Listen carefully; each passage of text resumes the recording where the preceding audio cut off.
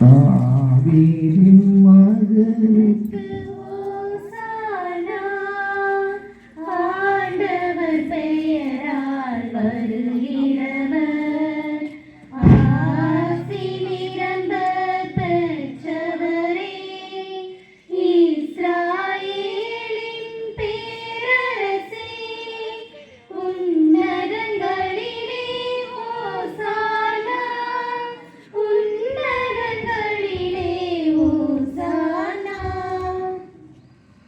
தந்தை மகன் தூய ஆவியாரின் பெயராலே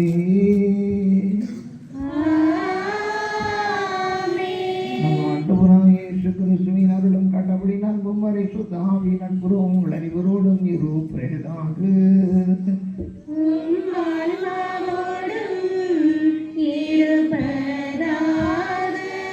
அன்புமிக்க சகோதர சகோதரிகளே, தவக்காலத்து தொடக்கத்திலிருந்தே தவ முயற்சிகளாலும் பிற நண்பு பணிகளாலும் நம் இதயங்களை தயாரித்தபின் இன்று நாம் ஒன்று கூடியுள்ளோம். இதனால் நம் ஆண்டவருடைய பாஸ்கா மறை நிகழ்வை, அதாவது ஆண்டவருடைய திருப்பாடுகளையும் உயிர்ப்பையும் உலகளாவிய திரு அவையோடு சேர்ந்து அறிவிக்கின்றோம். இப்பாஸ்கா மறை நிகழ்வை நிறைவேற்றவே அவர் தம் நகரான எருசலேமுக்கு நுழைந்தார். எனவே மீட்பளிக்கும் இந்த நுழைவை நாம் முழு நம்பிக்கையுடனும் இறை பற்றுடனும் நினைவில் கொண்டு ஆண்டவரை பின் செல்வோம்.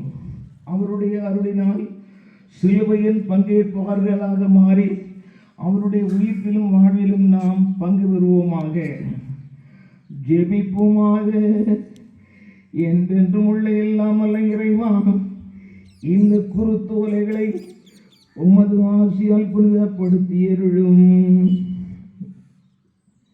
அதனால் கிறிஸ்து அரசரை அக்களிப்புடன் பின்பற்றும் நாங்கள் அவர் வழியாக நிலையான எருசலேமுக்கு வந்து சேர ஆற்றல் பெறுவோமாக.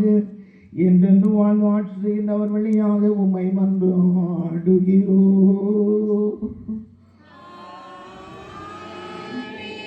இப்போ குருத்தோலம் வந்துருச்சு, எல்லாரும் கொடுப்பாங்க. அது ஒரு வாசனை இருக்கு, ஒரு வாசனை இருக்கும். அந்த வாசம் முடிஞ்சு நான் சொல்லும்போது தான் பவனி ஆரம்பிக்கும். பவனி ஆரம்பிக்கின்ற போது முதல்ல தூக்கம், அதுக்கு பிறகு சிலுவை, ரெண்டு பக்கமும் திரி, அதுக்கு பிறகு குருவானவர், அதுக்கு பிறகு மக்கள். ஆலயம் பூட்டப்பட்டு தான் இருக்கும். அந்த ஆலயத்தை தள்ளி குருவானவர் தான் திறப்பார். ஆலயத்தில் நுழைவையே திரும்ப சொல்லிக்கின்னா முதல்ல தூக்கம், குருத்தளவு எல்லாத்தையும் கொடுத்த பிறகு ஒரு வாசல் இருக்கும். அதுக்கு ஒரு பவனி ஆரம்பிக்கும். நான் சொல்லும்போது முதல்ல தூக்கம், அதுக்கு இடத்துல சிலுவை, ரெண்டு பக்கமும் மிடில் திரி, அதுக்கு பிறகு குருவானவர், அது பிற மக்கள். நான் போய் தான் அந்த ஆலயத்தை திறப்பேன். எனக்கு பிறகு தான் எல்லாரும் வரும்.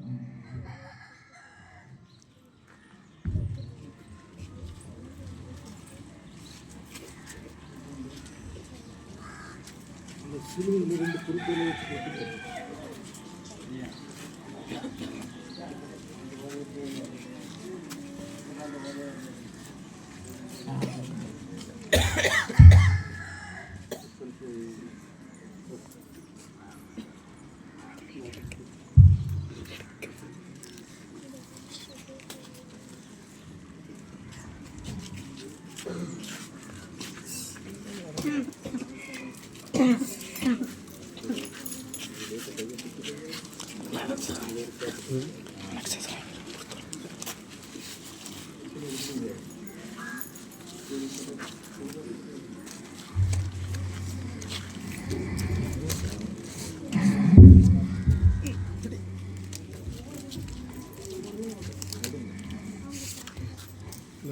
எடுத்து விடு, எடுத்து விடு.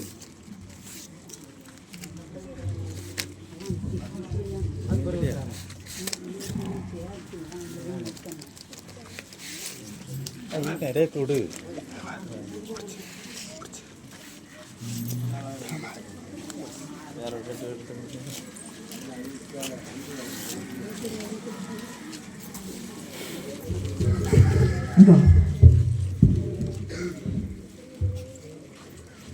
இறை மக்கள் அனைவரும் எருசலேம் நகரில் ஒன்று திரண்டு தங்கள் மேலாடைகளையும் மரக்கிளைகளையும் வழியில் விரித்து தாவீதின் புதல்வனுக்கு ஓசன்னா முழக்கமிட்டு இயேசுவை வரவேற்ற அந்த உன்னதமான நிகழ்வை இப்போது நாம் மீண்டும் நிகழ்த்த விரும்புகிறோம்.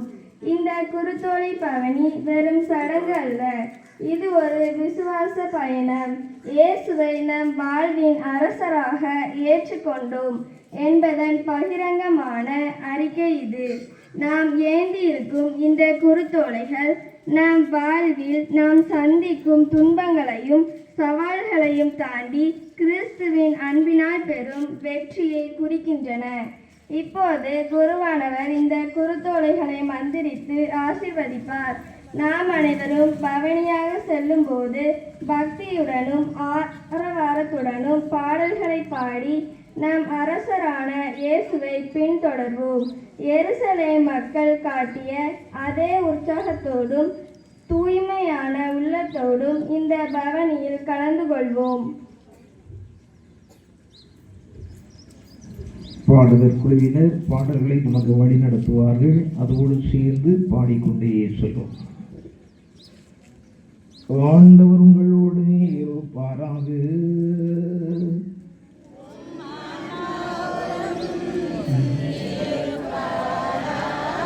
புனித மத்தேயு எழுதிய பரிசுத்த நற்செய்தியிலிருந்து வாசகம்.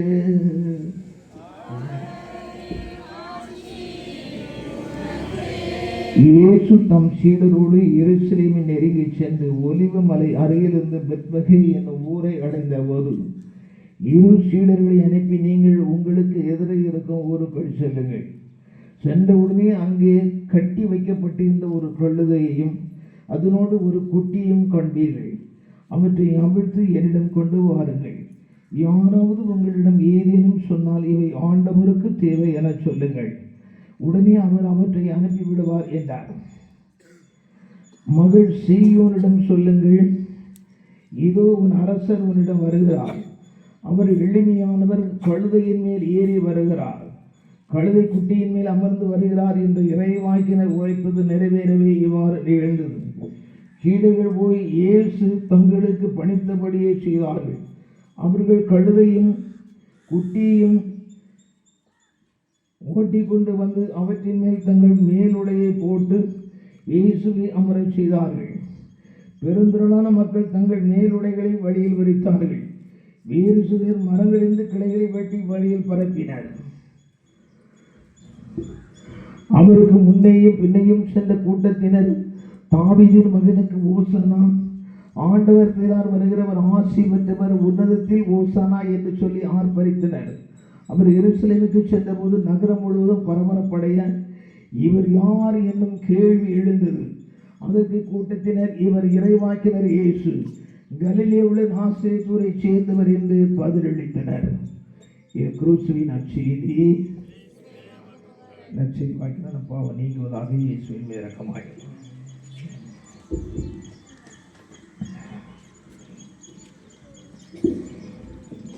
பவுனி தொடரும். அன்புமிக்க சகோதர சகோதரிகளே, இயேசுவை புகழ்ந்து ஆர்ப்பரித்த மக்கள் திரளை போன்று நாமும் அமைதியுடன் ஆலயத்துக்கு புறப்பட்டு செல்வோம். புறப்படுவோம்.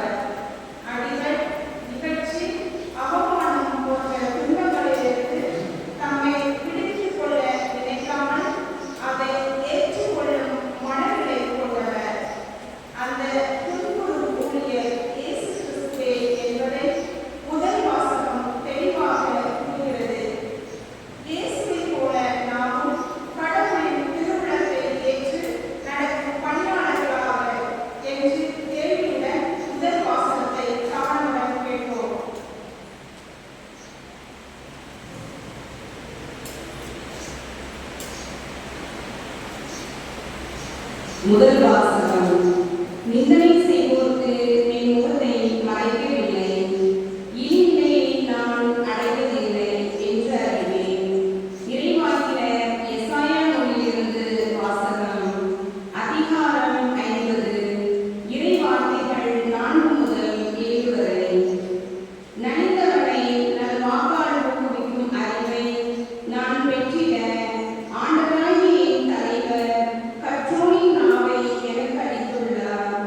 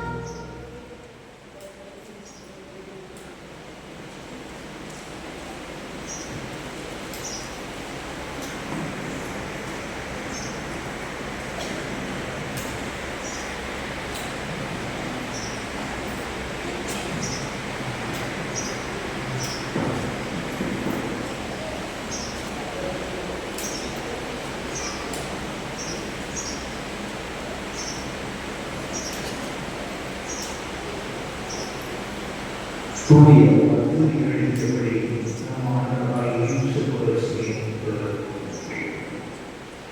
மத்திய நற்செய்தி அதிகாரம் 26 வசனம் 14 முதல் அதிகாரம் 27 66 வசனம் வரை.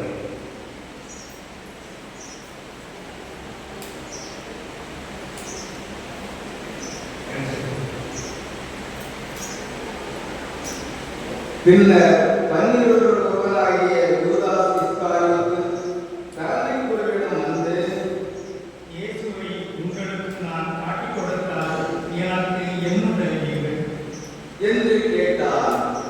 அவர்களும் 30 வெள்ளிக்காசுகளை எண்ணி அவனுக்கு கொடுத்தார்கள்.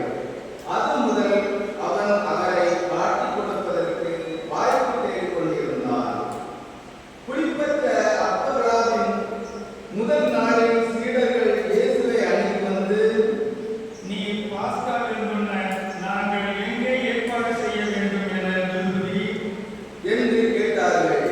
இயேசு அவர்களிடம், நீங்கள் உலகத்து நகரங்கள் சென்று இந்நாளிடம் போய் நன்மையும் நீங்கள் வருகிறது என் சீடர்களோடு உன் வீட்டில் பாஸ்கா கொண்டாடுகிறேன் என போதக்கூடார் என சொல்லுங்கள் என்றார். இயேசு தங்களுக்கு வைத்தபடியே சீடர்கள் செயல்பட்டு பாஸ்கா விருந்துக்கு ஏற்பாடு செய்தார்கள். மாலை வேளையானதும் அவர் 12 பந்தியில் அமர்ந்தார். அவர்கள் உண்டு கொண்டிருந்த பொழுது அவர், உங்களுள் ஒருவன் என்னை காட்டிக் கொடுப்பார் என்ற உறுதியான உள்ளத்தை சொல்லுகிறேன் என்றார். அப்பொழுது அவர்கள் மிகவும் வருத்தமுற்றவர்களாய், ஆண்டவரே, அது நானோ என ஒவ்வொருவரும் அவரிடம் கேட்கத் தொடங்கினார்கள். அதற்கு அவர், என்னுடன் பாத்திரத்தை கொண்டு உங்களே என்னை காட்டிக் கொடுப்பார். மாணவர்கள் தம்மையில் மறுபூடி கேட்டுள்ளபடியே கூறினார். ஆனால் ஐயோ, அவரை காட்டிக் கொடுப்பதற்கு தேவையில்லை. மனிதர்கள் மறந்தால் அவருக்கு நல்வாய் என்றார்.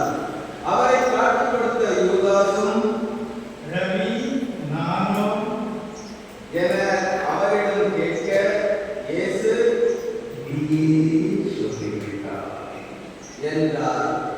அவர்கள் உணவருந்திக் கொண்டிருந்த பொழுது இயேசு அப்பத்தை எடுத்து கடவுளை போற்றி அதை பிட்டு சீடருக்கு கொடுத்து, இதை விட்டு உங்கள் இது எனக்கு உடனே என்றார். பின்பு கிண்ணத்தை எடுத்து கடவுளுக்கு நன்றி செலுத்தி அவர்களுக்கு கொடுத்து, இதில் உள்ளதை அனைவரும் பருகுங்கள். இதுவே இதிலிருந்து உடன்படிக்கை பிறந்தார். தன்னுடைய பாவத்தை விடாமல் செல்லப்படுத்தார். இனிமேல் என் தலை ஆட்சிப்படுத்தும் ஆய்வால் நான் ஒரு காட்சிப்படுத்தலை குறித்தேன். அதுவரை குறிக்க மாட்டேன் என உங்களுக்கு சொல்லுகிறேன் என்றார். அவர்கள் புகழ்பாடல் பாடிவிட்டு ஒலிவ மலைக்கு சென்றார்கள். அதன் பின்பு இயேசு அவர்களிடம், இன்று இரவு நீங்கள் அனைவரும் என்னை வைத்திருக்கிறோம். ஏனெனில் 1000 பேர்களே அப்போது மந்தையுள்ள ஆடுகள் சுடரைகளை மறைத்து வைத்திருக்கிறோம். நான் உயிருடன் எழுப்பப்பட்டதிலிருந்து உங்களுக்கு அறியாது போகிறேன் என்றார். அதற்கு பேதுரு அவரிடம், எல்லோரும் உம்மை விட்டு ஓடி போய்விட்டாலும் நான் ஒருபோதும் ஓடி போக மாட்டேன் என்றார். இயேசு அவரிடம், இன்று இரவில் செய்தியில் ஒருவர் நம்முடைய என்னை மறுபடியுமாய் நம்முடையதாக நன்றி சொல்லுகிறேன் என்றார். பேதுரு அவரிடம், நான் உம்மோடு சேர்ந்து இறக்க வேண்டியிருந்தாலும் உம்மை ஒருபோதும் மறுதலிக்க மாட்டேன் என்றார். அவ்வாறே சீடர்கள் அனைவரும் அவரிடம் சொன்னார்கள். பின்னர் இயேசு சீடர்களுடன் கெத்சமனே என்னும் இடத்திற்கு வந்தார். அவர், நான் அங்கே போய் எங்கள் வீட்டு வரை இங்கேயே அமர்ந்திருக்கிறேன் என்று அவர்களிடம் கூறி பேதுருவையும் ஜெபதேவின் மக்கள் இருவரையும் தம்முடன் கூட்டிச் சென்றார். அப்போது அவர் துயரமும் மனக்கலக்கமும் அடையத் தொடங்கினார். அவர், எனக்கு உள்ளம் சாமிகளுக்கு ஆனத்துயரம் கொண்டது. நீங்கள் போய் எங்கேயே தங்கி விழித்திருக்கிறேன் என்று அவர்களிடம் கூறினார். பிறகு அவர் சற்று அப்பால் சென்று முகம் குப்புற விழுந்து, தந்தையே,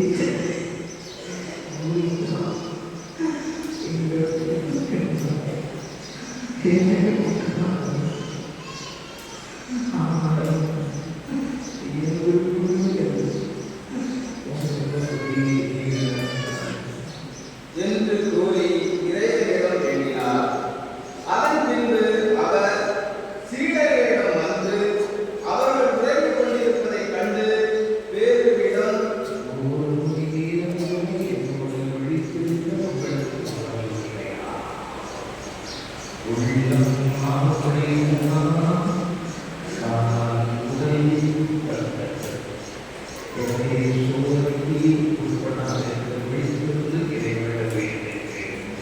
என்றார். மீண்டும் சென்று,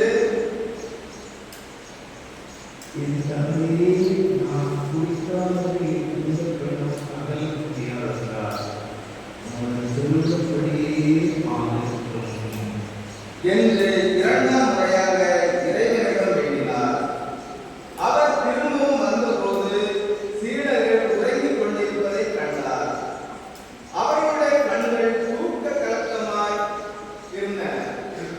அவர் அவர்களை விட்டு மீண்டும் சென்று மறுபடியும் அதே வார்த்தைகளை சொல்லி மூன்றாம் முறையாக இறைவனிடம் வேண்டினார். பிறகு சீடர்களிடம் வந்து,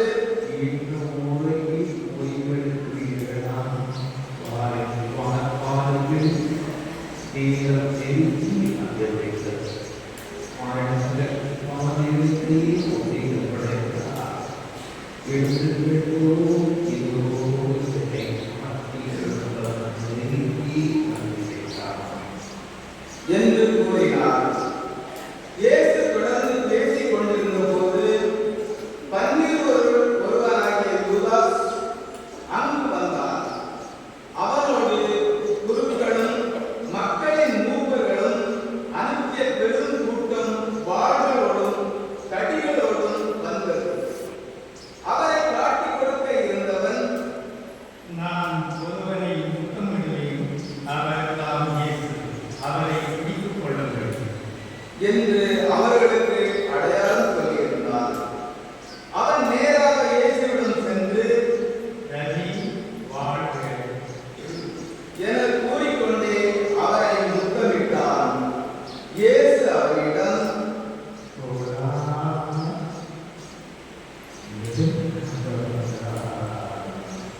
என்று கேட்டார்.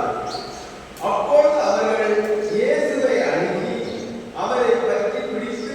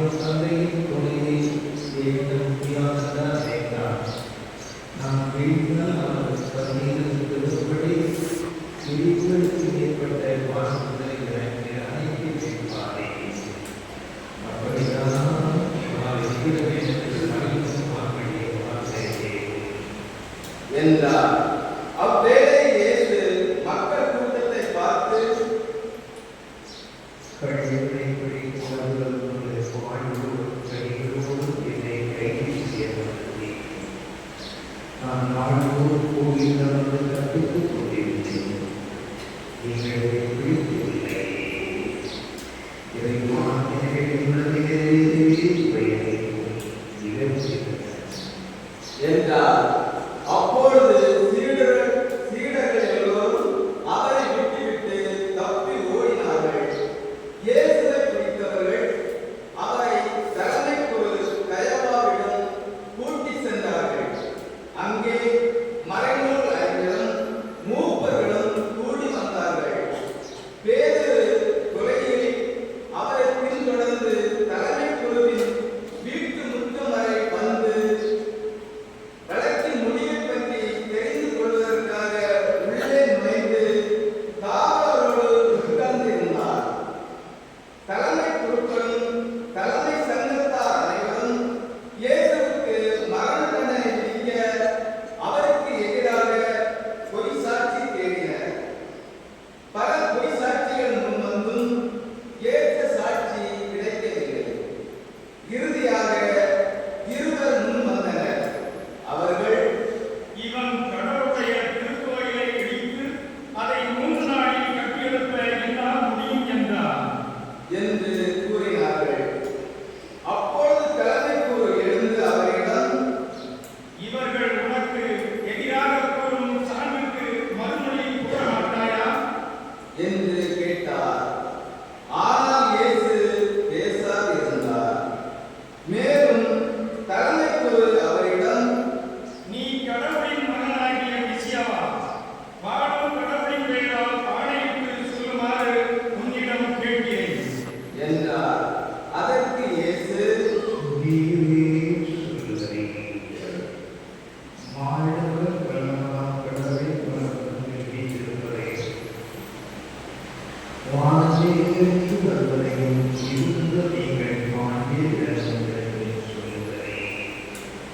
என்றார்.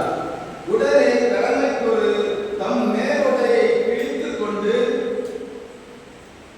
இவன் கடவுளை படித்துரைத்தார். இன்னும் நமக்கு சான்றுகள் தேவையா? இதோ இப்போது நீங்களே படிப்புரையை கேட்டீர்களே, நீங்கள் என்ன நினைக்கிறீர்கள் என்று கேட்டார். அதற்கு அவர்கள், இவன் சாக வேண்டியவன் என பதிலளித்தார்கள். பின்பு அவருடைய முகத்தில் துப்பி அவரை கையால் குத்தினார்கள். மேலும் சிலர் அவரை கன்னத்தில் அறைந்து, இறைவாக்கினர் மெசியாவே, உன்னை யார் அழைத்தார் சொல் என்று கேட்டனர். பேதுரு வெளியே முற்றத்தில் உட்கார்ந்திருந்தார். பணிப்பெண் ஒருவர் அவரிடம் வந்து, நீயும் கலிலேயாகிய இயேசுவோடு இருந்தவன் தானே என்றார். அவரோ, நீ சொல்வது என்னவென்று எனக்கு தெரியவில்லை என்று அவர்கள் அனைவர் முன்னிலையிலும் மறுதளித்தார்.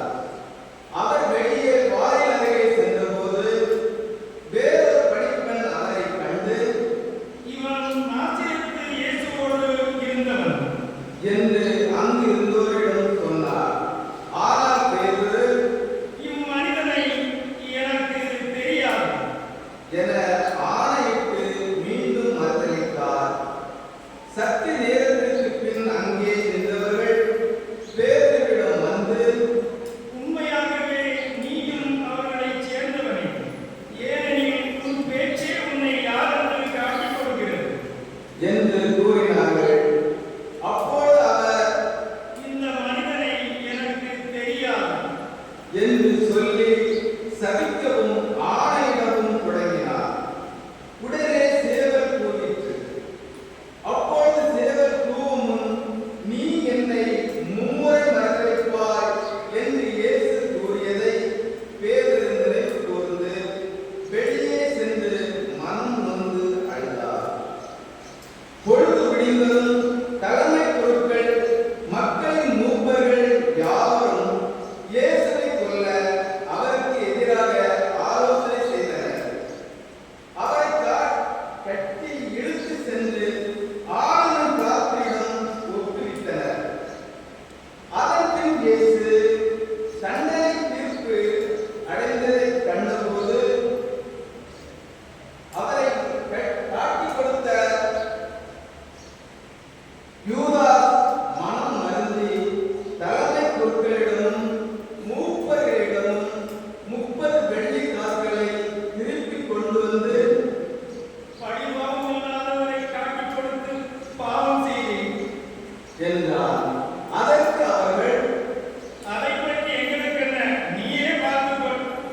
என்றார்கள்.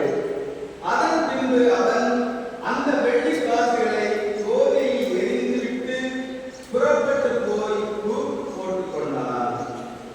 தலைமை பொருட்கள் வெள்ளி காசுகளை எடுத்து, இது இரத்தத்திற்கான விலை, ஆனால் இதை கோவில் காணிக்கை பெட்டியில் போடுவது முறையல்ல என்று சொல்லி கலந்து ஆலோசித்து அந்நியரை அடக்கம் செய்ய அவற்றை கொண்டு குயவன் நிலத்தை வாங்கினார்கள். இதனால் தான் அந்த நிலம் இரத்த நிலம் என இன்று வரை அழைக்கப்படுகிறது. இஸ்ராயேல் மக்களால் விளைவிக்கப்பட்டவர்களுடைய விலையான 30 வெள்ளி காசுகளையும் கையில் எடுத்து, ஆண்டவர் எனக்கு பணித்தபடியே அதை குயவன் நிலத்திற்கு கொடுத்தார்கள் என்று இறைவாக்கினர் எரேமியா உரைத்தது அப்பொழுது நிறைவேறியது. இயேசு ஆளுநன் காத்து முன்னிலையில் நின்று கொண்டிருந்தார். ஆளுநன் அவரை நோக்கி, நீ யூதரின் அரசனா என்று கேட்டார். அதற்கு இயேசு என்று கூறினார். மேலும் தலைமை பொருட்களும் மூப்பர்களும் அவர் மீது குற்றம் சுமத்திய போது அவர் மறுமொழி எதுவும் கூறவில்லை. பின்பு பிலாத்து அவரிடம், உனக்கு எதிராக எத்தனையோ சான்றுகள் கூறுகிறார்களே, உனக்கு கேட்கவில்லையா என்றார். அவரோ ஒரு சொல் கூட அவனுக்கு மறுமொழியாக கூறவில்லை. ஆகவே ஆளுநர் மிகவும் வியப்புற்றார். மக்கள் விரும்பி கேட்கும் ஒரு கைதியை அவர்களுக்காக விழாவின் போது ஆளுநர் விடுதலை செய்வது வழக்கம்.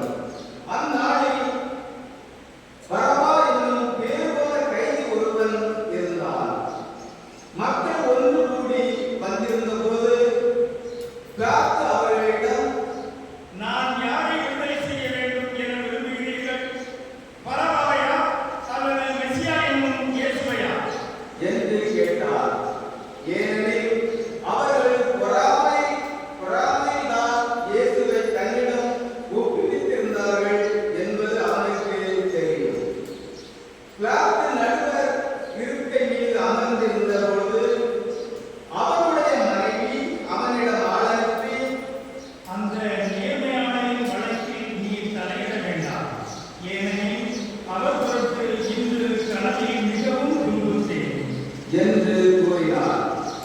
ஆனால் தலைமை பொருட்களும் மூப்பர்களும் பரவாவை விடுதலை செய்ய கேட்கவும் இயேசுவை தீர்த்து கட்டவும் கூட்டத்தினரை தூண்டிவிட்டார்கள். ஆளுநர் அவர்களை பார்த்து, இவ்விருவரில் யாரை விடுதலை செய்ய வேண்டும்? உங்கள் விருப்பம் என்ன என கேட்டார். அதற்கு அவர்கள் பரபாவை என்றார்கள்.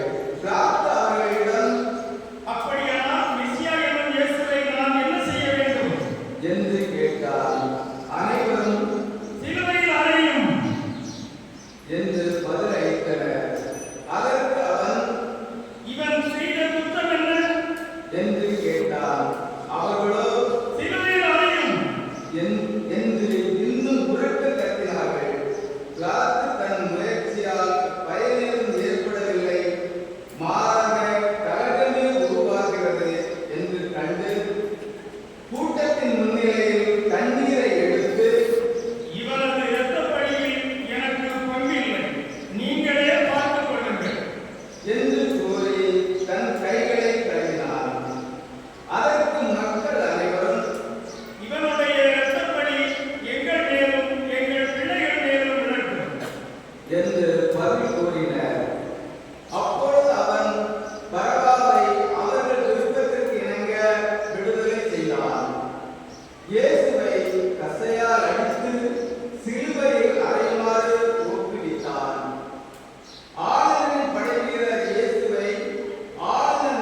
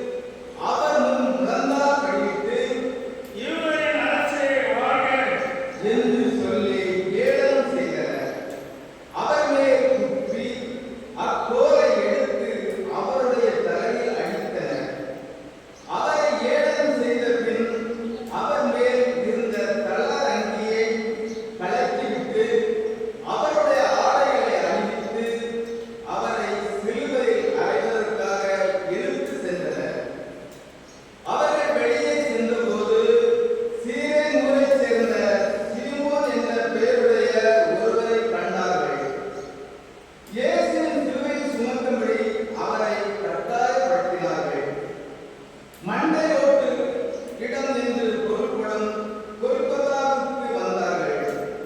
இயேசுவுக்கு கசப்பு கலந்த திராட்சை ரசத்தை குடிக்க கொடுத்தார்கள். அவர் அதை சுவைத்த பின் குடிக்க விரும்பவில்லை. அவர்கள் அவரை சிலுவையில் அறைந்த பின்பு குலுக்கும் முறையில் அவருடைய ஆடைகளை பங்கிட்டுக் கொண்டார்கள். பின்பு அங்கே உட்கார்ந்து காவல் காத்தார்கள். அவரது தலைக்கு மேல் அவரது மரண தண்டனைக்கான காரணத்தை எழுதி வைத்தார்கள். அதில் இவன் யூதரின் அரசனாகிய இயேசு என்று எழுதப்பட்டிருந்தது. அதன் பின் அவருடைய வலப்புறம் ஒருவனும் இடப்புறம் ஒருவனுமாக இரு கல்வர்களை அவருடன் சிலுவையில் அறைந்தார்கள். அவ்வழியே சென்றவர்கள் தங்கள் தலைகளை அசைத்து, கோவிலை விட்டு 3 நாளில் கட்டி எழுப்புகிறவனே, உன்னையே விழித்துக் கொள். நீ இறைமகன் என்றால் சிலுவையிலிருந்து இறங்கி வா என்று அவரை வழித்துரைத்தார்கள். அவ்வாறே தலைமை குருக்கள் மறைநூல் அறிஞர்களுடன் மூப்பர்களுடன் சேர்ந்து அவரை ஏளனம் செய்தனர். அவர்கள், பிறரை விடுவித்தால் தன்னையே விடுவிக்க இயலவில்லை, தன்னையே விடுவிக்க இயலவில்லை. இவன் இஸ்ரேலுக்கு அரசனா? இப்பொழுது சிலுவையிலிருந்து இறங்கி வரட்டும். அப்பொழுது நாங்கள் இவனை நம்புவோம். கடவுளிடம் இவன் உறுதியான நம்பிக்கை கொண்டிருந்தானா? அவர் விரும்பினால் இப்போது இவனை விடுவிக்கட்டும். நான் இறைமகன் என்றானே. என்று கூறினார்கள். அவ்வாறே அவரோடு சிலுவையில் அறையப்பட்டிருந்த கல்வர்களும் அவரை இகழ்ந்தார்கள். நண்பகல் 12 மணி முதல் பிற்பகல் 3 மணி வரை நாடு முழுவதும் இருள் உண்டாயிற்று. 3 மணி அளவில் இயேசு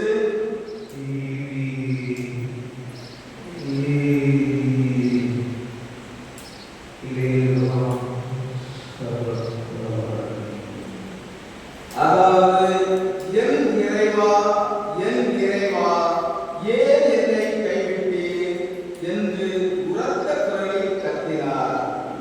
அங்கே நின்று கொண்டிருந்தவர்களுள் சிலர் அதை கேட்டு, இவன் எலியாவை கூப்பிடுகிறார் என்றனர். உடனே அவர்களுள் ஒருவர் ஓடிச் சென்று கடற்பஞ்சை எடுத்து குளித்த திராட்சை ரசத்தில் தோய்த்து அதை கோலில் மாட்டி அவருக்கு குடிக்க கொடுத்தார்கள். மற்றவர்களோ, ஒரு எலியா வந்து இவனை விடுவிப்பாரா என்று பார்ப்போம் என்றார்கள். இயேசு மீண்டும் உரத்த குரலில் கத்தி உயிர் விட்டார்.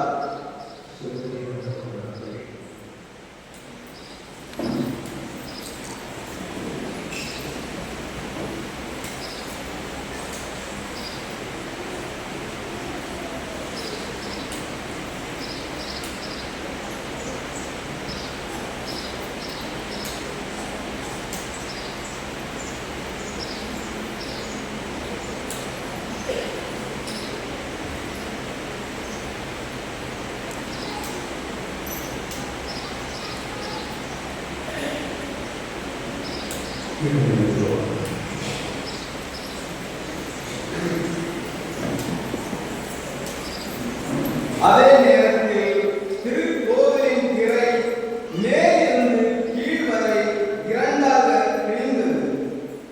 நிலம் நடுங்கியது. பாறைகள் கிடந்தன. கல்லறைகள் திறந்தன. திறந்த இறகுகள் பலரின் உடல்கள் உயிருடன் எழுப்பப்பட்டன. இயேசுவின் உயிர்த்தெழுதலுக்கு பின்பு இவர்கள் கல்லறைகளில் இருந்து வெளியே வந்து எருசலேம் திருநகரத்திற்கு சென்று பலருக்கு தோன்றினார்கள். நூற்றுவர் தலைவரும் அவரோடு இயேசுவை காவல் காத்தவர்களும் நிலநடுக்கத்தையும் நிகழ்ந்த யாவற்றையும் கண்டு அஞ்சி,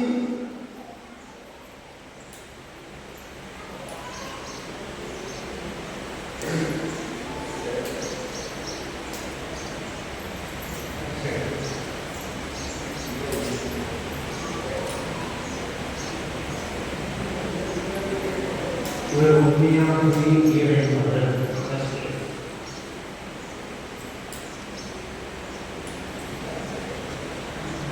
பணிவிடை செய்து வந்த பல பெண்களும் அங்கிருந்தார்கள். அவர்கள் குறைவில் நின்று உற்று நோக்கிக் கொண்டிருந்தார்கள். அவர்களிடையே மகதலா மரியாவும், யாக்கோபு, யோசேப்பு ஆகியோரின் தாய் மரியாவும், ஜெபதேயரின் மக்களுடைய தாயும் இருந்தார்கள். மாலை வேளையானதும் அரிமத்தேயா ஊரைச் சேர்ந்த யோசேப்பு என்னும் பெயர் கொண்ட செல்வர் ஒருவர் அங்கே வந்தார். அவரும் இயேசுவுக்கு சீடராய் இருந்தார். அவர் பிலாத்துவிடம் போய் இயேசுவின் உடலை கேட்டார். பிலாத்தும் அதை கொடுத்துவிட கட்டளையிட்டார். யோசேப்பு அவ்வுடலை பெற்று தூய்மையான மெல்லிய துணியால் சுற்றி தமக்கென பாறையில் வெட்டியிருந்த புதிய கல்லறையில் கொண்டு போய் வைத்தார். அதன் வாயில் ஒரு பெருங்கல்லை உருட்டி வைத்துவிட்டு போனார். அப்பொழுது மகதலா மரியாவும் வேறொரு மரியாவும் அங்கே கல்லறைக்கு எதிரே உட்கார்ந்திருந்தனர். மறுநாள், அதாவது ஆயத்த நாளுக்கு அடுத்த நாள், தலைமை குருக்களும் பரிசேயர்களும் பிலாத்துவிடம் கூடி வந்தார்கள். அவர்கள், ஐயா, அந்த எத்தன் உயிருடன் இருந்த பொழுது 3 நாளுக்கு பின்பு நான் உயிருடன் எழுப்பப்படுவேன் என்று சொன்னது எங்களுக்கு நினைவில் இருக்கிறது. ஆகையால் 3 நாள் வரை கல்லறையை கருத்தாய் காவல் செய்ய கட்டளையிடும். இல்லையெனில் அவருடைய சீடர்கள் ஒருவேளை வந்து அவன் உடலை திருடிச் சென்றுவிட்டு இறந்த அவர் உயிருடன் எழுப்பப்பட்டார் என்று மக்களிடம் சொல்ல நேரிடும். அப்பொழுது முந்தின ஏமாற்று வேலையை விட பிந்தினது மிகுந்த கேடு விளைவிக்கும் என்றனர். அதற்கு பிலாத்து அவர்களிடம், உங்களிடம் காவல் வீரர்கள் இருக்கிறார்கள். நீங்களே போய் உங்களுக்கு தெரிந்தபடி கருத்தாய் காவல் செய்யுங்கள் என்றார். அவர்கள் போய் கல்லறையில் மூடியிருந்த கல்லுக்கு முத்திரையிட்டு காவல் வீரரை கொண்டு கருத்தாய் காவல் செய்ய ஏற்பாடு செய்தார்கள்.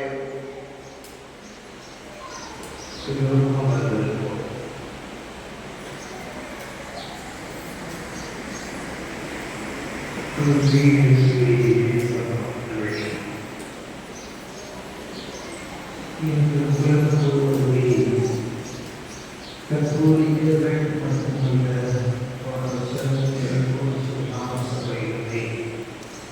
உலகத்திலுள்ள கிறிஸ்தவர்கள் அத்தனை பேருமே இந்த குருத்து ஞாயிறை கொண்டாடுகிறார்கள்.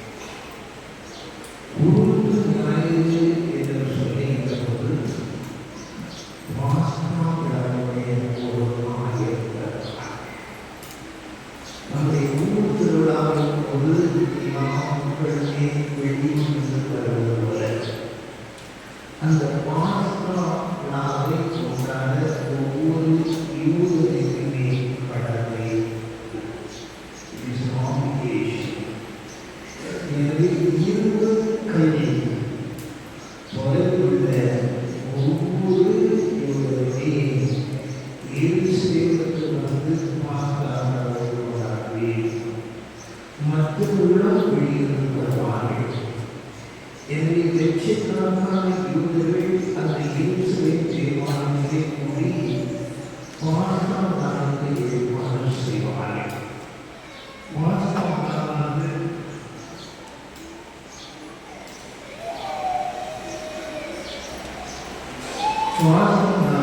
ஞானத்தன்மை கொண்டாடுகிறோம்.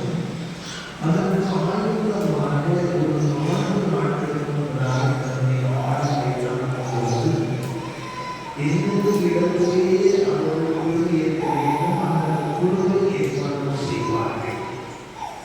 ஆகவே இயேசு ஒரு யூதனாக இருந்தாலே பாஸ்கா நாளை தன்னுடைய அறிந்த அவசரத்துக்காக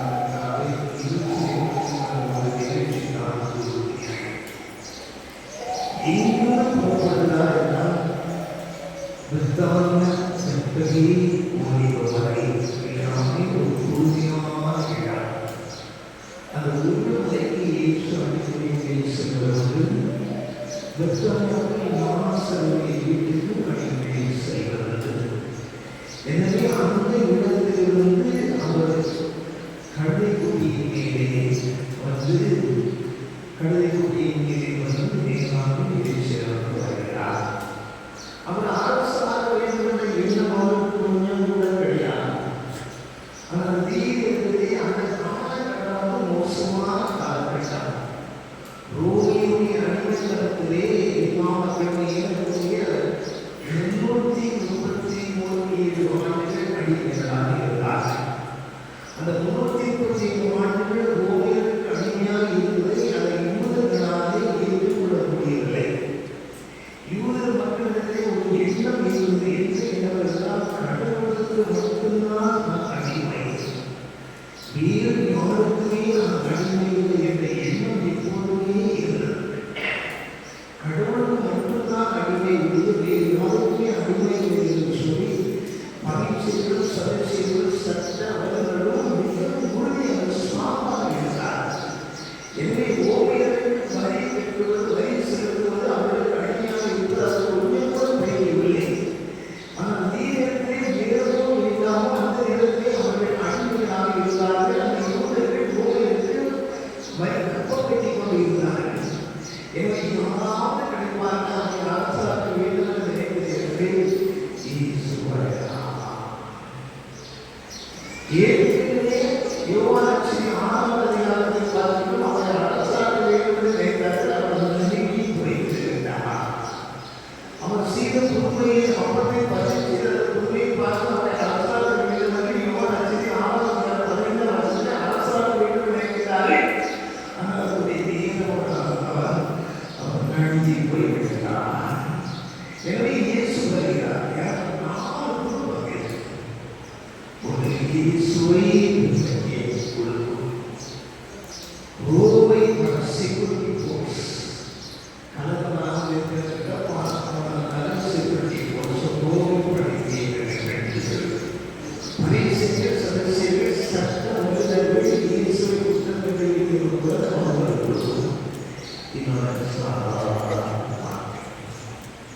இதே போல நிகழ்ச்சி இல்லாதவர்களே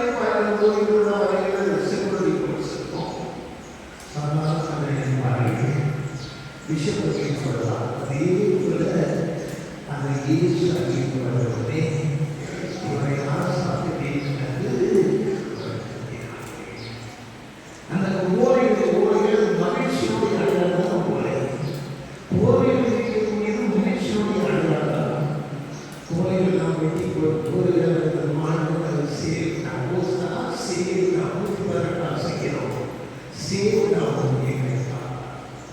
அந்த ரோமை அடிமட்டத்தில் இருக்கிறவங்க பிரிட்டிஷ் சமயத்தில் இந்தியர்கள் இருந்தார்களே, அதே போல அந்த ரோமை அடிமட்டத்தில் இருக்கிறவங்க எங்களுக்கு சோதனை அவருக்கு பதியேற்ற வேண்டிய ஒரு சூழ்நிலை இருக்கிறது.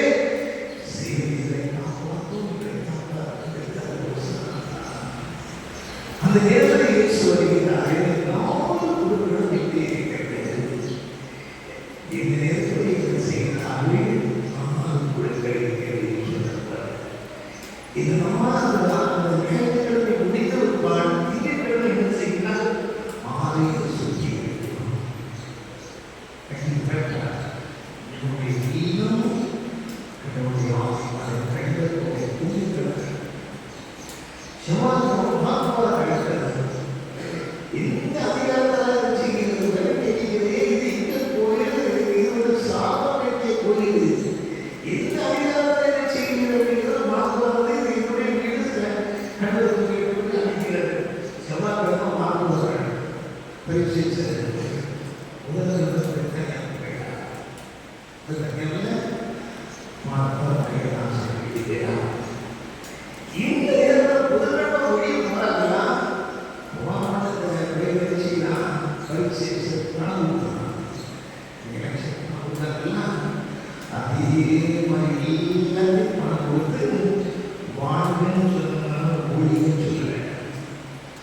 வாழ்வு சொல்லலாம் ஊழியம் சொல்லி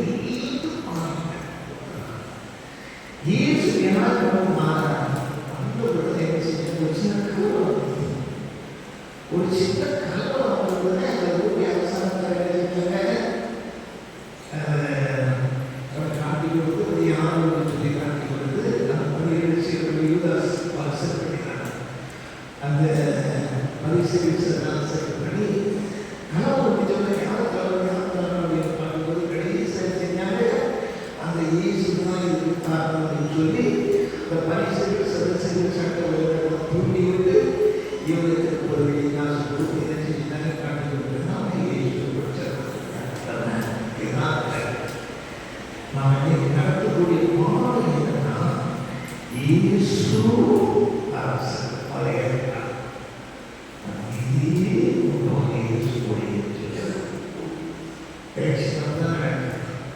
நான் இது போனே இருப்பாங்க பணம் கொடுத்தோன்னா அவங்க போலவே மாறிடுது. அதே போல அதை இயேசுவை சொல்லுவாங்க. இயேசுவான இயேசுவான இயேசுவான சொன்னாங்க. நான் இது இயேசுவை சொல்லிட்டாங்க. எனவே இயேசு நான் செய்யலாம்.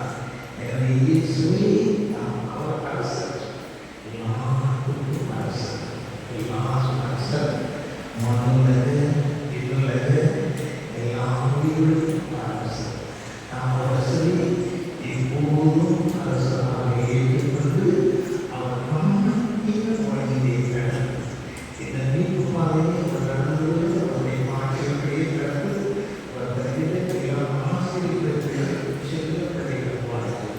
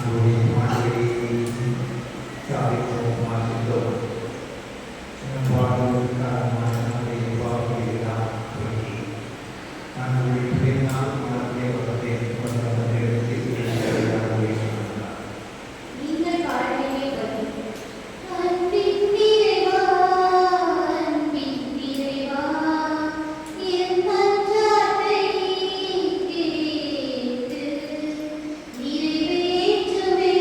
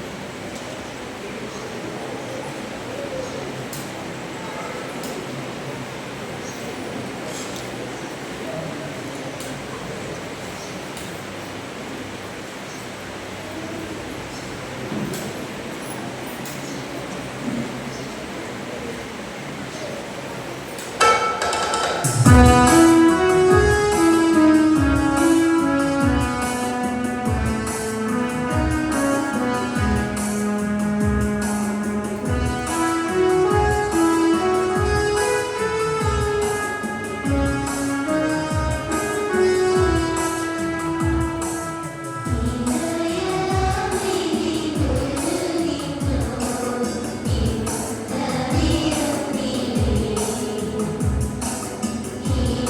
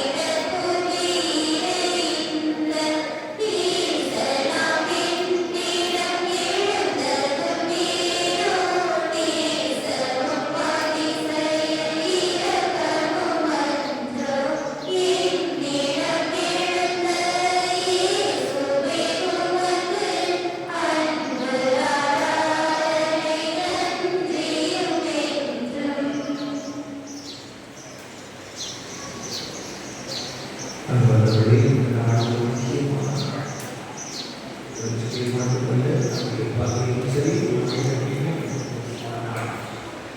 இந்த நாளை எல்லோருமே சிறப்பாக நடக்கலாம். தயாரிப்புகள் கிடைப்பார்கள்.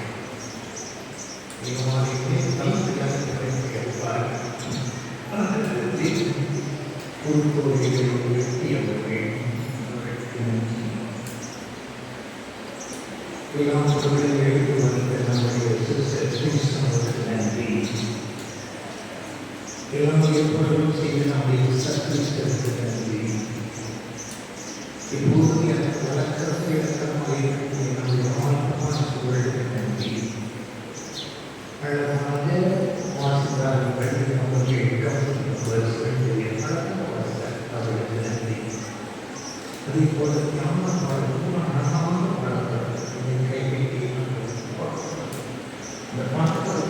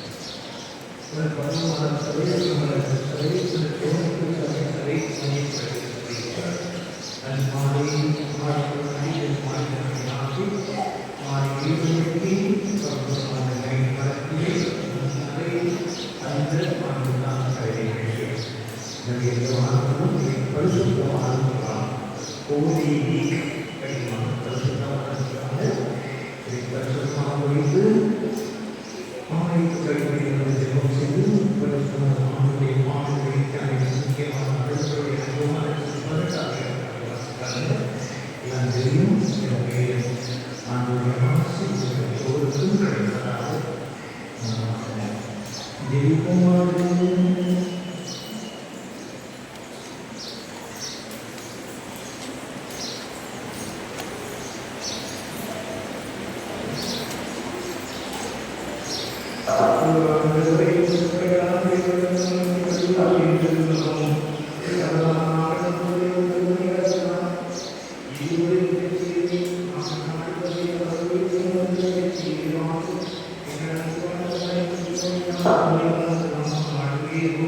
you.